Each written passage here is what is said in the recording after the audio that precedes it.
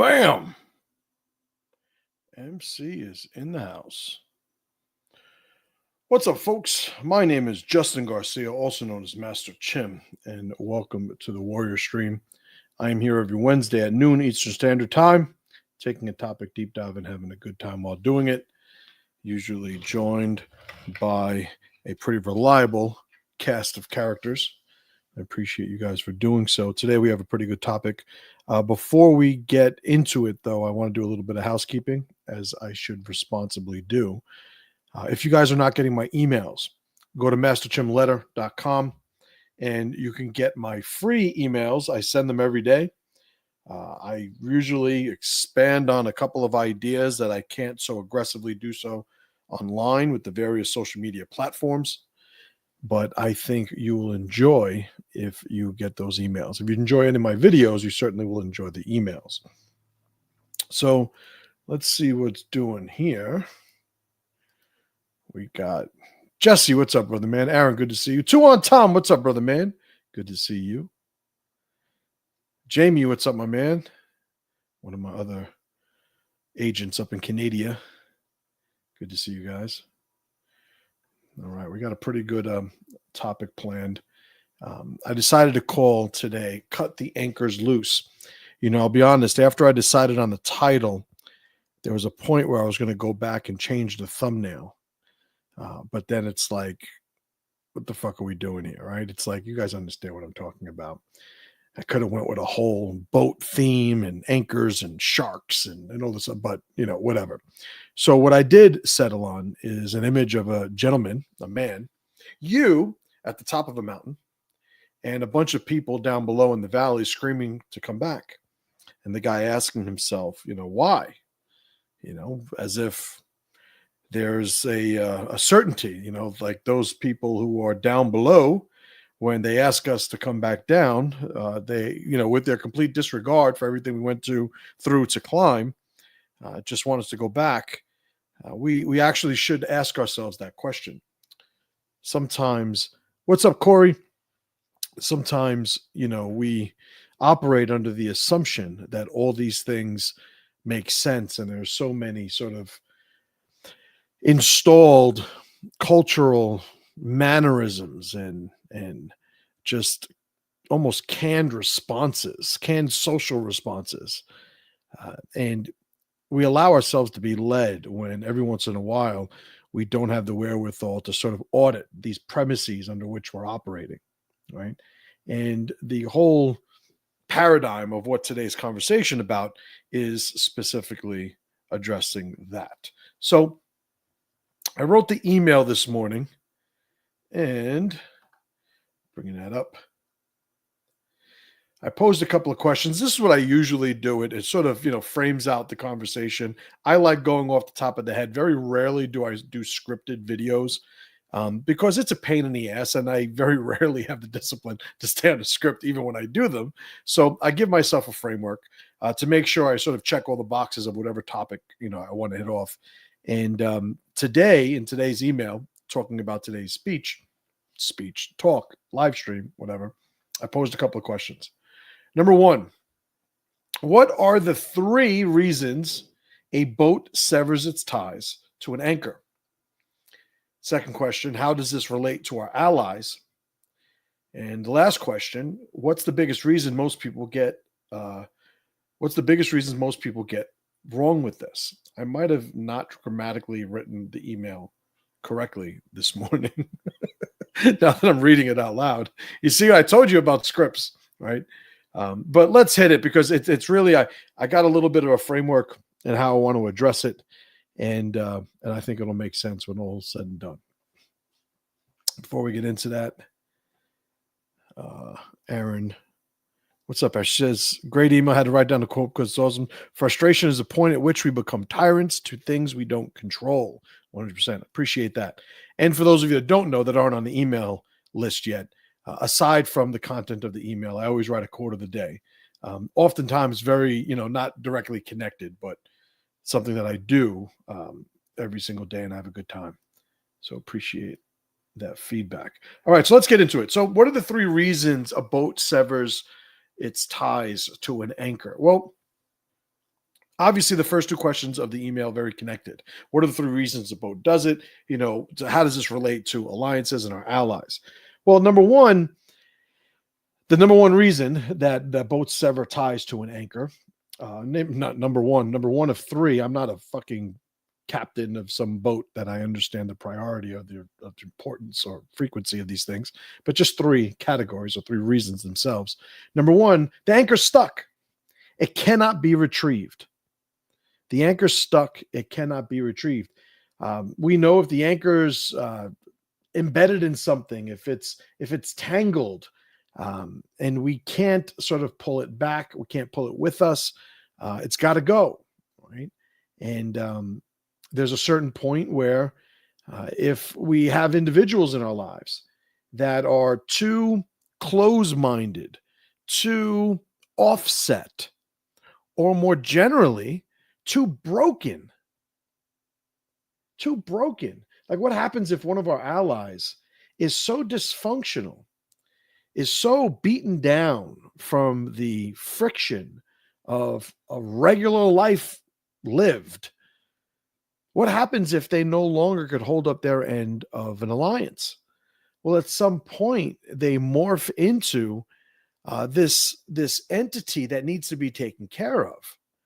I'll be a little crass as I describe this, but they go from being a friend to being a pet. They go from being an investment to being a hobby. They go from being somebody you confide in and rely on to somebody that you take care of, somebody that you have to look out for, somebody that is on the receiving end of your charity. Those individuals are anchors that are stuck. You've invested in them, but you can't bring them with you. No matter what you do, no matter how you try to pressure them, how you try to even join them and connect with them in certain directions to perform certain rituals or move in certain directions, they're going to stick to what they want to do. I think what needs to not be lost in this is that there's not an inherent value judgment in this, by the way. Sometimes people like where they're at, and it's tyrannical to sort of assume that they're supposed to go where you're going. As a recovering tyrant myself, I know this firsthand, right? Back in the day, my martial arts school, and there's plenty of people that I'm sure maybe this is me being emotional, but plenty of people that will see my name or see my picture and they'll just get angry because they were training with me when I was full Pai Mei, and they weren't Beatrix Kiddo. They weren't a tough blonde woman. They weren't as tough as her, right? And they wound up breaking. But it's not a value judgment. That's a little biased, right? It's a hell of a way to say no value judgment. But the idea of it is an individual has their own rights, their own abilities to do whatever they want. Sometimes you're moving in a direction and people just don't want to go that way. It's actually a little bit of a relief. It takes actually some of the pressure off of you, or at least if you get this paradigm right, it should, because it's not that you're leaving somebody as much as you're letting them go their own way. Right. And it's all relative. If I'm moving up and somebody's staying in the same place, well, from my perspective, they're moving in a different direction, right? So whether they're staying or moving, that's their fucking issue. I respect an individual's autonomy enough to let them lose if they so choose. I didn't mean to rhyme there. It's pretty good. Right. So an anchor being stuck is somebody just, refusing to go. They're like, no, I'm good here. It might be they're moving in an opposite direction. That could happen too. You're moving one way, somebody's moving another. It winds up serving the same type of purpose, because obviously we don't get dragged necessarily by the anchor that's not caught on something. We drag the anchor, but it becomes a weight at that point. So there's something to be said for an anchor that is stuck. And that's one reason why somebody would cut that tie to it. So the second reason that I got is the anchor is stuck on something and dragging the boat into a dangerous situation. If the anchor is connected to something that creates an overall inertia, right, that moves the boat into a dangerous situation, that line's got to be cut. How does this relate to our allies? Some allies sabotage our progress. Some allies, without even having intent, act in traitorous ways. There's a reason why in TRIBALNOMICS, I made the distinction in the category of traitor between the fool and the enemy. One has intent, one doesn't. I completely concede that. However, whether somebody had intent or not, if they are moving in a way that sabotages the mission of the tribe, the outcome is the same. The correction required for the tribe post traitorous activity is the same, whether there was intention or not. The only difference, whether there was intention or not, changes how you deal with the individual. But as far as the correction the tribe needs to make, it's the same. Right? If somebody forgot to put gas in the car and the car runs out of gas, we got to get fucking gas. If somebody said that they had gotten gas and didn't, and you run out of gas, you still got to get gas. How you deal with the guy has very little to do with the fact that the car has no gas and we need gas in it, right? So traitorous behavior is something that needs to be dealt with generally.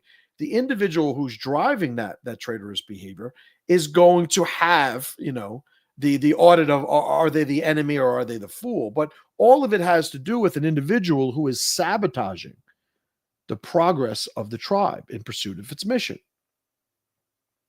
Sometimes the things that sabotage an individual are their fears, their weaknesses, the selfishness that some people have. All of this winds up becoming traitorous. And again, there needn't be a conscious intent behind it. And that's the discernment we all need to sort of learn how to make without the burden of emotion. One of the business guys that I read, Dan Kennedy, he talks about firing people. And he says most big companies, they usually, whenever they fire somebody, it's usually 6 months after they should have. They eventually fire them. They should have fired him 6 months ago. But whatever the systems, the processes, sometimes just the individual, rooting for an individual. Oh, he's going to come around. He's going to make a change, right? Sunk cost fallacy. We've invested this much time in him. Just give him some more time. Maybe it'll pan out. There's a point where you just got to recognize the individual is not capable of fulfilling the expectations that he's committed himself to.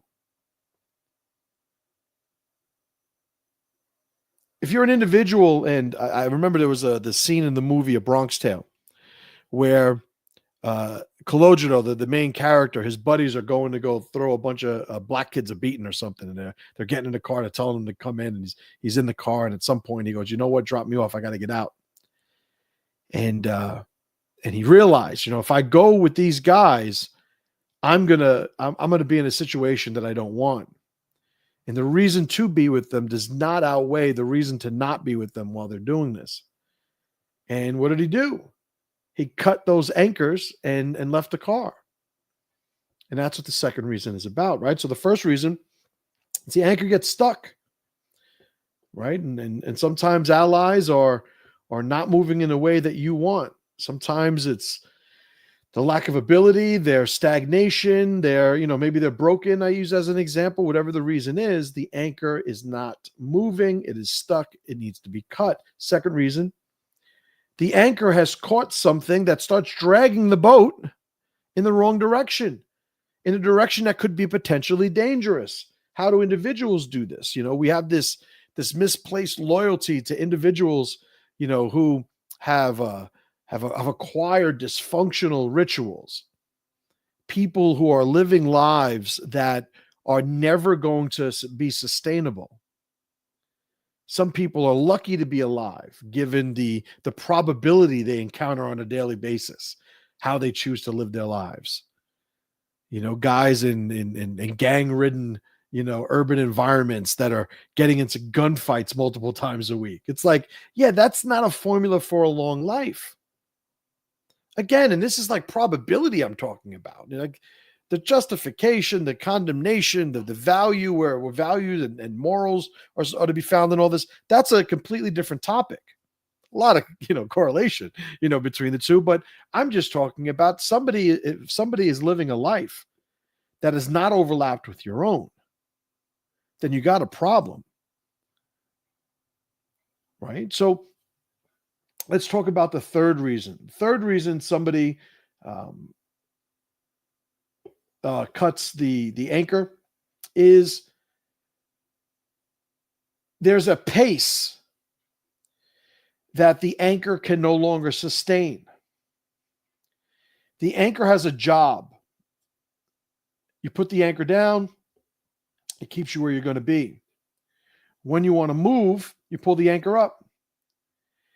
A good ally will keep you focused, will keep you centered, will keep your feet on the ground, so to speak, during tumultuous times, during maybe emotional times for you. But when it's time to move, they're ready to move. Sometimes you have an individual who's not ready to do that. He's the guy that's slow to move when you need him to move. He can't hold you down when you need a little bit of stability. The person that escalates situations, the person that you need somebody to sort of just provide an observer's perspective, but they're too emotional to do so. One of the things we have to realize is not everybody that starts the journey with us is supposed to finish the journey with us. If we expect the people who started the journey with us to finish the journey with us, whose journey are we talking about?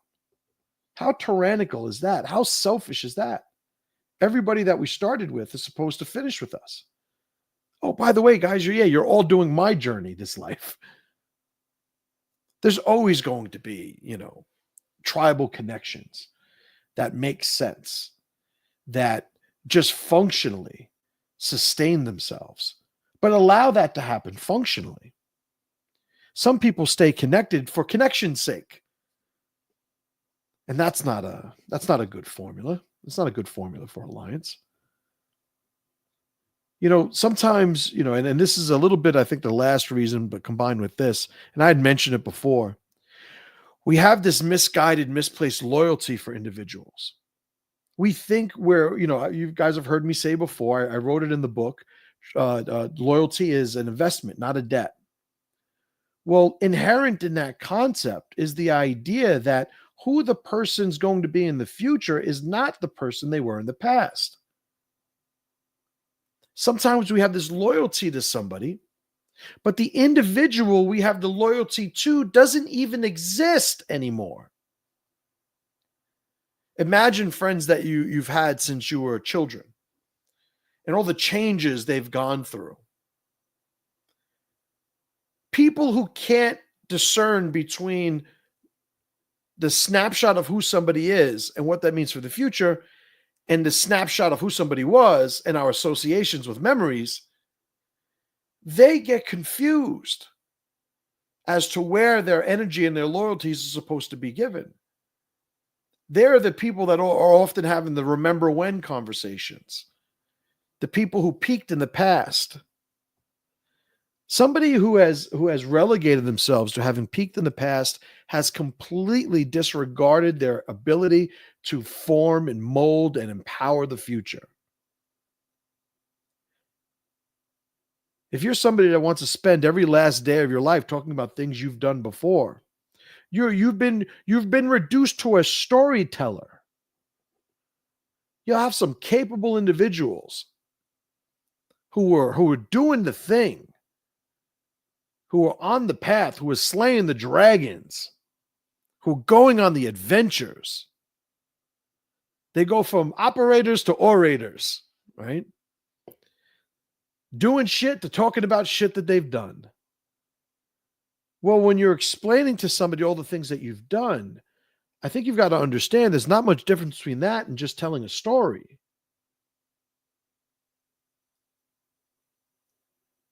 I think the kind of association somebody wants to have with tomorrow is in whatever way is accurate or reasonable for them. Tomorrow becomes today plus more. There's a progression in a certain direction. Not that anything needs to be fixed. I would even go so far as to say not that anything needs to even be improved, I will say generally. But one of the core philosophies of my approach to life is movement is mandatory. We have to do more. We have to keep moving. If we're not moving, we're waiting. And if we're applying that dichotomy to life, waiting means waiting to die, right? So we're moving. Moving is living. When you have individuals that can't get past their past, at some point, they are not worthy of your energy. And that might sound harsh to people who aren't used to using the terms that I'm using this way. But your energy is finite. There are people who are going to be really good investments for your energy. There are going to be people on the other end that are very bad investments of your energy. Usually when we discern between good and bad, some people want to put the moral, overlay on top of it. I don't do that. I think of it much more pragmatically, for these types of conversations at least. And I say, well, listen, if you're not getting a return on the investment, that's not a good investment. The more you're giving towards an investment that doesn't give a return is the amount of waste that you are participating in.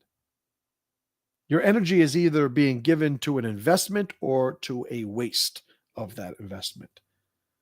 Some things don't give us a significant ROI, whatever significant might mean, but it still makes us feel better. And that's one of the things why I even say it that way. Like, we still have to consider, sometimes we do things and, we make up a story about how the investment's going to pan off when really the only thing that's worth mentioning is the cathartic aspect of doing it, right? You send the $5 to Africa, right? To buy African kids sandwiches or something, whatever they're doing with that money. You're not stopping Africa from starving. Like, not that everybody's starving in Africa. You're not fixing it with your $5. So why send it? Because it makes you feel better. And that means something. Listen, $5 to, pay for some CEO of a charity's fucking, third home. Like, that the intention is at least better than spending $5 on some fucking crack, right? So it could be worse. But the idea of it is, if we have a finite amount of energy, a finite amount of resources, we're the ones who are accountable to where that's actually going. Are we going to generate a return? Or is this just wasteful? Because sometimes we give energy to people and we don't even feel better. They just sap our energy and they never give anything back. They don't even make us feel better. Those people are anchors and they need to be cut. The less an individual understands these dynamics, the more he is likely influenced by his emotional relationship with these different variables. I feel bad. I haven't hung out with him in a while. Said no strong man ever. It's like, what the fuck are we talking about? I just really haven't spent time. Well, spending time. Okay, spending, and they keep being work. Like, what's the point of the time? Like, are you going to do something productive? Are you going to do something that strengthens the alliance? Every once in a while, you check in with somebody, you catch a meal, and the value of it isn't in the nourishment of the meal itself. It's like, no, we check in, we stay connected, we maintain that association, that alliance with each other. That's a return. That's a return on investment. But when you have individuals that are still hanging out with their childhood friends, and the childhood friends are with every objective criteria that we could muster, losers, exactly how far do you think you're going to get in life, dragging that fucking anchor around? Yeah, but I don't want to, I don't want to betray my friends. I'm loyal. Like, no, that's not loyalty. That's fucking stupidity. That's fear, if anything. You're scared to let go. Some birds, the mothers have to kick the babies out of the nest. Babies ain't going to fucking leave on their own. They're good. Well, you see some people with long time, oftentimes childhood friendships, and they can't move away from them. They're not used to exploring. They're not used to creating things that are new. They're not used to entering into the unknown. Well, one of the values of entering into the unknown with any level of frequency is that you're reminded of who you are. Because as you change the backdrops of your experiences, the only commonality is you. But if you've ever only participated in being you in a backdrop that is consistent, then at what point do you not think your brain is going to assume you are that is you, and if you are removed from that situation, you are somehow less than who you are? I remember there was a time in my life where I thought, there's no way I'm ever going to leave the Bronx. I live in PA. There's no way I will ever do anything other than teach jujitsu. I've written books. I have coaching programs. I have other investments that I do. Like, there's a certain point where we realize, saying, I'll never want more than this is not something impressive. It's not something valuable. It's certainly not something helpful. The other day I shared with my mastermind group the Alan Watts parable, and I suggest all you guys look it up. It's all, there's a million versions on YouTube of the Chinese fisherman. No, the Chinese farmer, excuse me, the Chinese farmer. And he tells a story. I'm not going to bastardize it. Alan Watts tells it right. Go and look that up. But the idea of it is there's a point where we have to engage our life with a mindset of clarity, of focus. I wouldn't say humility, because I don't think we need to say, oh, we're so small compared to everything else. We just have to remember that we're so small. Like, no, there are just some things that we can't control.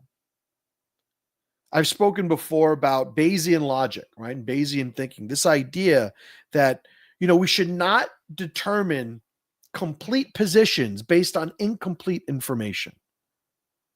If we only have partial information, why are we coming up with complete positions? You know that you are breaking this law when new truths, new information debunks your position. Oh, this new study came out and, it debunked everything the scientific community thought up until, well, why the fuck were they making those assumptions? Well, that's a whole nother fucking podcast episode. But the idea of it is, when we understand there's only ever so much we're going to know, there's only ever so much we're going to control, there's only ever so much we're going to be aware of at any given moment, it allows us to move more harmoniously with our lives. The anchor is a value added to a boat. Very convenient when a boat has an anchor. drop the anchor, it could stay where it wants to be. But the anchor is not the boat. The boat without the anchor is still a boat. The anchor without the boat, not really an anchor. It's defined by its ability to perform its function to a boat. Take away that ability, what is it? It's a piece of metal, a rock, a cement, whatever the hell somebody's using, but that's what it is. The alliances we have are designed to help you. If you are connected to an individual and he is no longer serving the purpose of creating the synergy, the mutualistic synergy that both of you enjoy, why is he still wearing the label of ally to you? Not that you have to cut everybody off completely, but sometimes people need to be downgraded.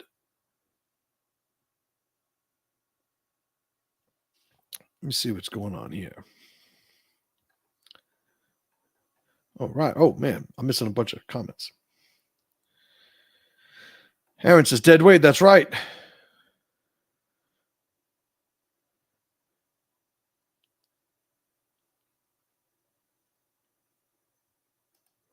Chuan, Tom writes, what are some of the first indicators that someone in your life is a negative anchor? I think that was, I didn't see this when you wrote it. I think I touched on that. I'm assuming there are also positive anchors, the analogy of climbing the mountain and having anchors to keep from falling to death. Right on. And that's the consistency that I had referred to before. Yarn Saxa, what's going on, darling? Good to see you. Johnny Groob, what's up, brother, man? Good to see you.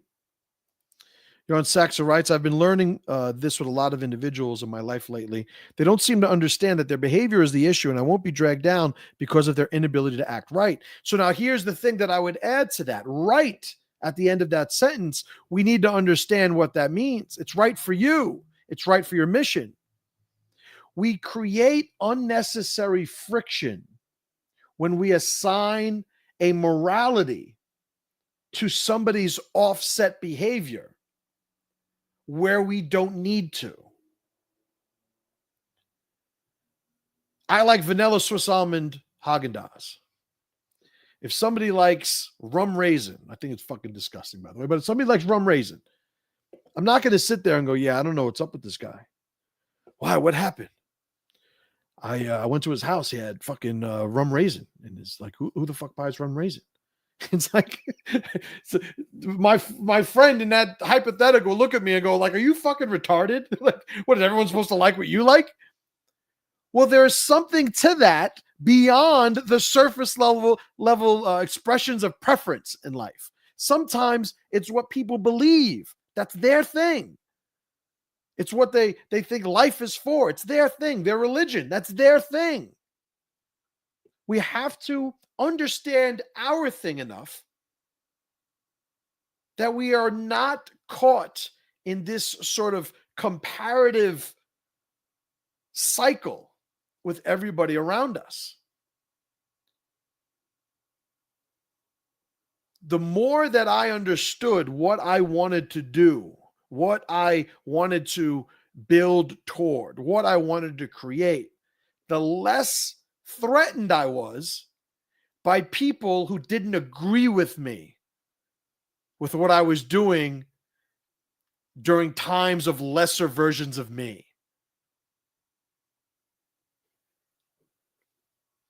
There's a certain point where the only way that you become distracted is if you're distractible, right? If you're distractible, you are participating in the distraction. It's a simplistic take on it, but to just create a point, right? To make a point. How do we remedy this? Well, the process, it's not a switch or a button, but the process of becoming less distractible is becoming more focused. But in order to become focused, we need to ask ourselves, what the fuck are we focused on?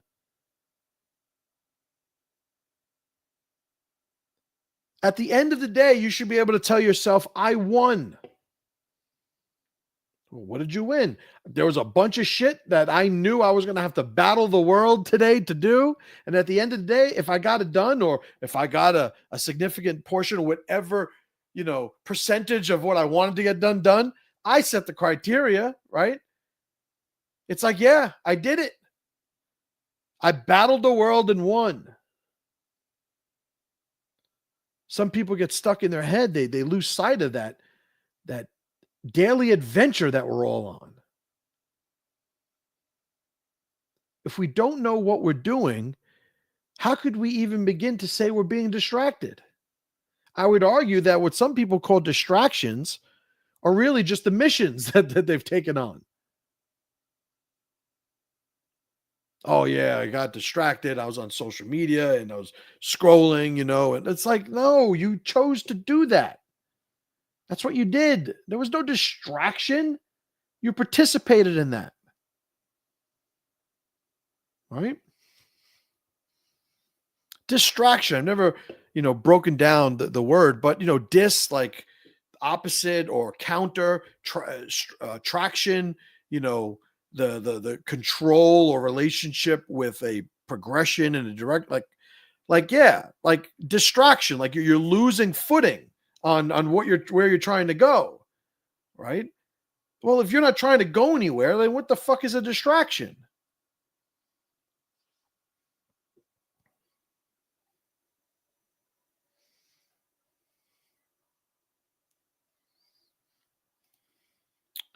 Tom writes, I think that loyalty should always be to an ideal. If it's put onto a person, people change all the time. The ideal could be perfect picture that never changes the goal, the one that we never really reach. In TRIBALNOMICS, I call that the transcendent alliance, right? Just exactly for those qualities. Who we are, the orienting values that we have should be out of reach. When we're using a compass and it's able to find north, it's based on nothing that we're controlling. And that's the value of it. When sailors were using stars to orient themselves, to be able to navigate the seas, it helped that nobody could touch the stars and fuck it up. Transcendent alliances create, when personified, transcendent allies, all representative of transcendent values. These things need to make sense to an individual if he's going to design a life around it.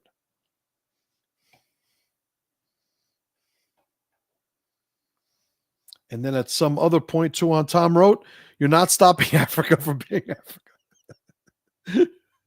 I try to fucking, if you look at my screen, there's like so many open things here that sometimes I cover the comments by accident. And that's not my intent. Aaron Saxo writes, show me your friends and I'll show you your future. That's absolutely right. It is absolutely right. Right on. So I guess let me summarize, what are the 3 reasons? The anchor's stuck. It can't be retrieved. Some allies are too, have displayed themselves as bad investments. They're not any longer functionally compatible with who you are and where you're going. And you got to go, right? Number 2, the anchor is dragging the boat into danger. Sometimes people in your association with them will move you and expose you to a level of danger that has nothing to do with your mission. And the only reason you are vulnerable and exposed to it is because of a misguided association with an ally. Sometimes guys just got to be cut out of your life. Right? And I'm not talking about bailing on your boys when they need you. That is something completely different. I'm talking about the person who just has a dysfunctional collection of rituals and makes no accommodation for you and your mission, will absolutely get you wrapped up in his bullshit. And if you're the one that's not disciplined enough to cut him off, well, that's on you, right? And the third one, sometimes the anchor is not doing its job. Sometimes an individual is dragging you when they should be supporting you, is escalating you when they should be stabilizing. A good ally understands that at the end of the day, it's the mission that creates the synergy. And the feedback that he's giving you is from that context. If I see one of my good friends is going to shoot his neighbor because his neighbor hit his garbage can with his car, and my buddy's fired up and angry and, homicidal, I'm going to go, so you're going to shoot the guy over a garbage can? So who's going to feed your kids once you're locked up? Is it going to be me? Am I doing that? Or are you going to, you have some money set aside to feed your kid? Like, I'm going to give him feedback to snap him out of the emotional state to get him thinking about mission again. That's my job. Then again, I see somebody, watching fucking daytime talk shows and sitting on his couch, smelling like a homeless person, not doing anything. That's going to be the person. And I'm going to go, hey, what the fuck are you doing? You got to get up and do something with your life? Like, when's the last time you worked out? When's the last time you went for a walk? When's the last time you got out of the house and fucking did something? Like, there's always going to be the context of the mission. And that third reason really talks about those individuals that can no longer functionally do that. All right, guys, let's call it there. Good talk. Good talk. I appreciate you guys for hanging out. Do me a favor, like the video. If you're not subscribed, do that. I got a couple of videos in the pipeline. Is that the phrase? I'm not a big mover and shaker. Is that how you say it? In the pipeline? I don't only want to have the Warrior Stream live streams from now on. I'm going to start producing some more videos. And I'm going to give you guys a little bit of an insight to the next one.